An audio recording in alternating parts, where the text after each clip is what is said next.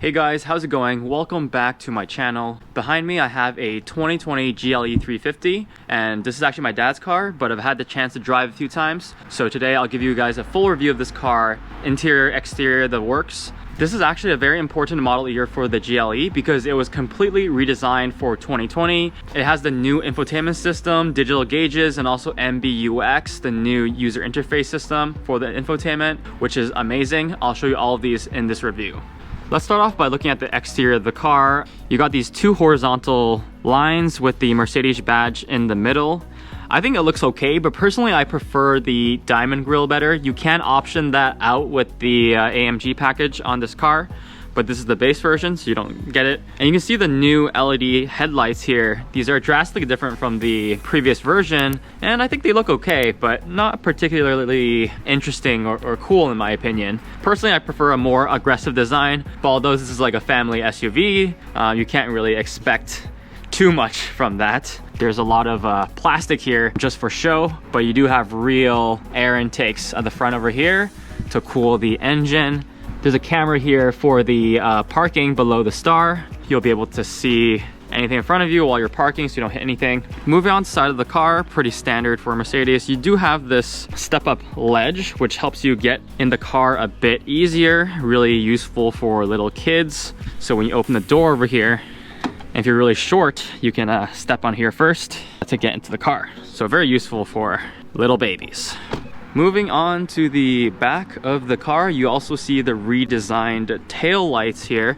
I think these look way better than the headlights that were redesigned. The interesting thing here is they're separated. You see, like, this is a triangle and this is kind of a square shape. But I think the separated LEDs actually give it a unique look. Moving on to bottom, are these fake? Yes, they are completely fake. You see that there is no exhaust here. It's literally just for show. And let's see on the right side. Is this fake as well? Yes, they are both fake. Huh, I wonder where the exhaust goes then. Where is the exhaust? That's strange. Is that the side of the car? All right guys, I took a look around the entire car and I cannot find the exhaust vents for the life of me. So if you know where they are, leave that in the comments down below. That's it for the exterior look. Let's go on the inside now and see what the interior looks like, because that's where the magic happens.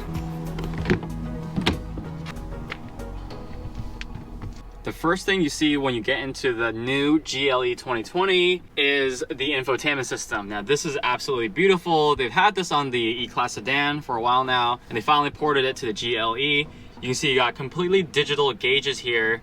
Very, very cool, and it's seamlessly integrated with the actual infotainment system. It's one tablet with two different screens. There is this blank part in the middle, so I'm pretty sure it's just two separate tablets combined into one piece. But it's pretty cool. It looks very sleek within this car. You also have this wood trim all around the car, going around to the doors, and also to the center console. It's the same wood trim. Absolutely beautiful. The ambient lighting in this car is top notch. It's a little hard to see right now because it is bright outside, but there is ambient lighting all across the wood trim around the car. And there's also ambient lighting around the center console in this handle area over here. I'll insert a video of that at night so you can see what it looks like exactly, but it is really cool. You can control the ambient lighting. I'll definitely make sure to capture a video of this at night so you guys can see what it looks like exactly. Looking at the doors, you got the standard Mercedes seat controls.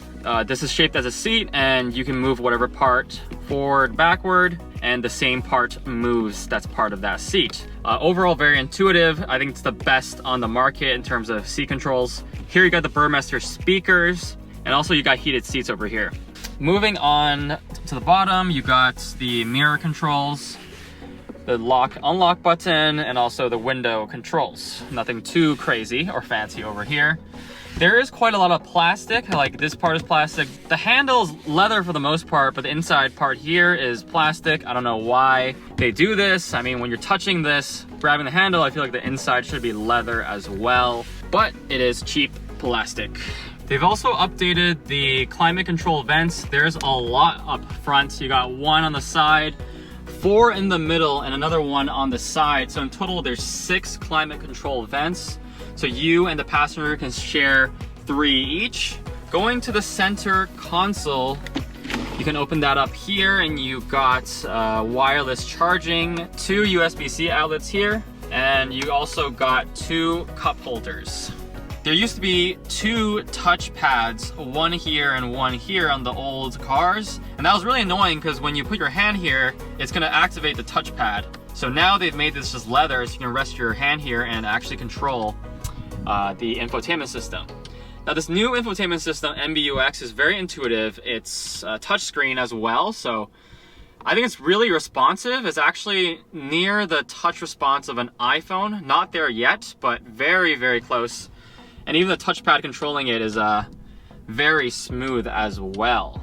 So overall, I'd say this is an amazing upgrade in terms of the infotainment. What's also cool about these gauge clusters is that it's completely customizable. As you can see, you can change what information it's showing in the middle. You can scroll off to the side and change what each cluster is displaying.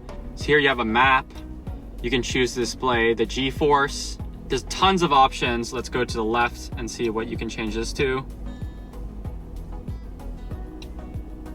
There's tons of customization options, and this is only possible with a digital gauge cluster. The steering wheel here is the same as the old versions. I believe you can option out a better steering wheel. This is just a basic one, but you can get wood trim on the steering wheel. That is an option if you want. In the center console, you have knobs for changing the driving modes, and also a volume up down button, and then standard buttons for navigation. You got the parking cameras, etc. Won't go too much into this, but it's pretty standard.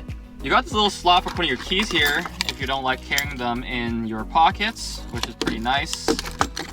Moving on to the center console storage, you got this pretty roomy space to store your coins and also documents if you want. And you also got one more USB-C port. Now let's head to the back of the car to see what it's like sitting as a passenger in the GLE 2020. It's definitely pretty spacious back here. I have a lot of leg room, as you can see. And there's indents for your legs if you're really, really tall. And let's say my legs stretch all the way here. There are some indents, so you have a little bit more space. You got some netting to put some stuff if you have candy, etc. On the side, you got a cup holder space and window controls, Burmester speakers, the same wood trim as you see in the front. And there's a nice ambient lighting streak under the wood trim. And there's also some ambient lighting in the door handle here. In the middle, you got 2 climate control vents, one for each passenger. And at the bottom, you can see you got another USB-C port. There's also an armrest in the middle if you're only carrying 2 passengers up back, each with its own cup holder. Nothing too fancy here, just a simple armrest. Overall, I'd say it's really spacious back here, and I've been on long road trips sitting back here and felt no discomfort at all. This is a great family SUV. Now let's go to the very back and look at the rear trunk space. The new GLE does have the touchless trunk release feature. By just kicking the bottom of the car, you should be able to open up the trunk. As you can see, a kick opens it up.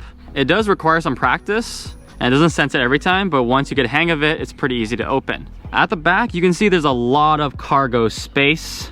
You got some netting on the side to keep important items from falling out. And also on the right side, you got another port. This is for another charging port you might need. If you want to charge anything out back, that's possible. Overall, it's a lot of cargo room, and you can probably fit 4 to 5 suitcases in here, no problem at all.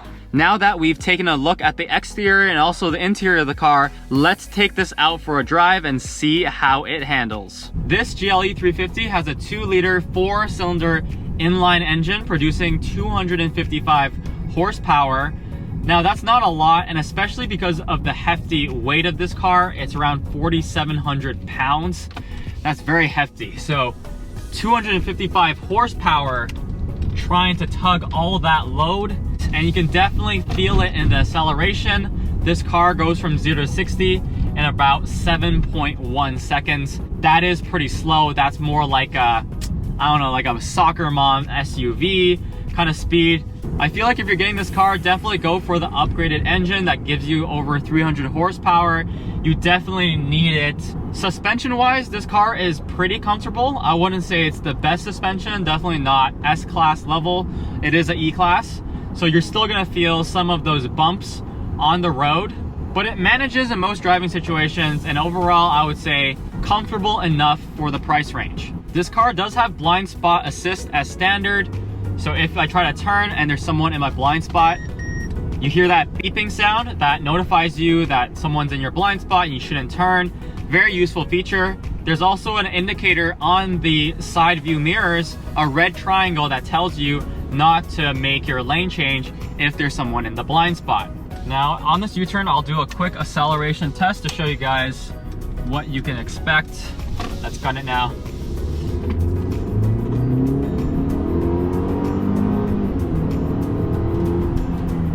Okay, as you can see there, it took a while for it to get started. At low RPMs, it's actually really slow, but once it goes past 3000 RPM, it's actually pretty quick. So a lot of the torque is on the higher RPMs. Now I'm gonna switch it to sports mode. So I was on comfort for that one. Let's switch it to sports mode and see if that actually makes a difference. So you see there, the throttle response is pretty slow. I put my foot on the pedal and it took around 1 second for the power to come in. Now this definitely isn't a sports car, so you don't expect the power to get in that quickly, but it definitely feels laggy compared to the E-Class sedan I have, which has almost the same horsepower as this car. One big issue with this car is that the brakes are absolutely terrible. I think they fit kiddie brakes in this car because I find myself not stopping in time in a lot of situations. I've never hit someone, but it's to the point where the brakes make you feel unsafe because you gotta keep a large distance between you and the car in front of you. Usually keeping a few meters between you and the next car in front of you is okay, but in this car, you gotta keep like 10, 12 meters for you to feel safe, because if that car in front of you brakes abruptly, you won't be able to stop in time. These kiddie brakes, and that's what I'm calling them because they suck. These kiddie brakes, I don't trust them at all. When I'm on the freeways, I'm keeping the maximum distance between me and the next car. Other than that, there's no real glaring problems with this vehicle other than the brakes. It's got a nice interior, supple seats, a great suspension. The engine is kind of slow, but being in sports mode solves some of that. I would still suggest the higher power engine upgrade if you can afford it. It definitely makes the drive a lot more tolerable. But I think it's a pretty good car, especially with the 2020 complete redesign of the interior, adding the MBUX. If you're on the market for a luxury SUV, I definitely recommend this. However, I would suggest to get one used in a few years once they come off of lease. So in 2022, you're gonna be able to get 2020 GLEs that were returned in their lease on the used market for extremely cheap. And I'd buy it certified pre-owned because with these luxury German cars, there's always electrical problems that can come up. So definitely I would buy it certified pre-owned if I was getting it used. This has a $56K base price, but after it comes off of lease in 3 years, you'll probably be able to get it for around $35,000. I hope you guys enjoyed that interior, exterior, and also drive review of the new GLE 2020, completely redesigned from the previous version. I think it's a great car overall, except for the brakes. They're absolutely atrocious. I call them kiddie brakes. But if you can look past that, I actually think it's a great car for $56,000 US. Give me a like if you've enjoyed that video, and also hit the subscribe button if you want to see more things like this. On my channel, I cover car content. I talk about my R8 quite a few times. I also talk about finance and investing. So if you're into money, making money, or saving money, definitely hit the subscribe button so you don't miss out on any of my videos. As always, thank you for watching, and I hope to see you guys next time.